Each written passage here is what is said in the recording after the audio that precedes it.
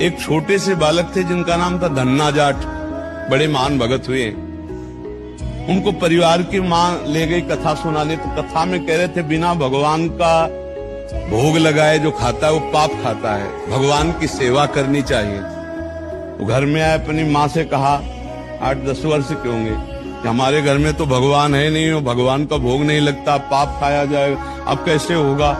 तो कथा का आखिरी दिन था, तो पंडित जी के पास गए, कहा कथा आपने सुनाया कि बिना भगवान का भोग लगाए नहीं खाना चाहिए, भगवान हमारे यहाँ तो भगवान है नहीं, तो आप भगवान दे दो। तो उन्होंने देखा कि बच्चा है, तो उन्होंने कहा देखो कथा समाप्त होगी तब भगवान दे देंगे। अब वो दूसरे दिन जब जाने लगे तो उनके पीछे चले, भगवान दे दो गुरुजी आप कह रहे थे। तो उन्होंने सोचा लड़का है, इसको ठाकुर जी तो दे नहीं सकते, तो भांग खाते थे, तो भांग का बट्टा ऊपर का, कहा ये भगवान है ले लो। पूरी कथा बड़ी, तो उनका कैसे सेवा करेंगे, तो बोले नहा के नहा देना और पवा के पा लेना, बस इतनी सेवा।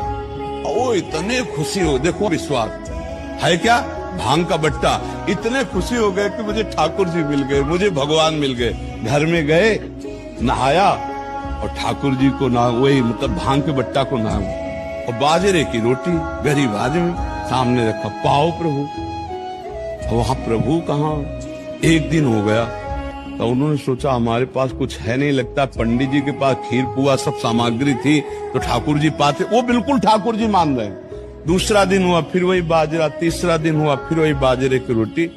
तो वो रो रो करके ऐसे भांग का बट्टा पकड़ा और कहने लगे प्रभु हमारे पास नहीं है कि हम तुम्हें खीर पूड़ी पुआ पवा सके, और गुरु जी ने कहा बिना पवाए पाना नहीं, अगर आप नहीं पाओगे तो हम चाहे मर जाएं लेकिन नहीं पाएंगे।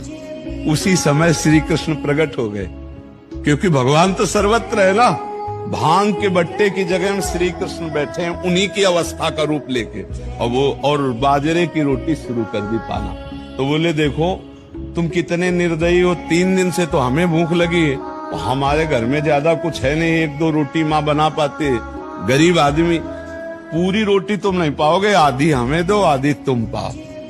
भगवान ने, और फिर जो लीला का विस्तार हुआ कि धन्ना सेठ हो गए।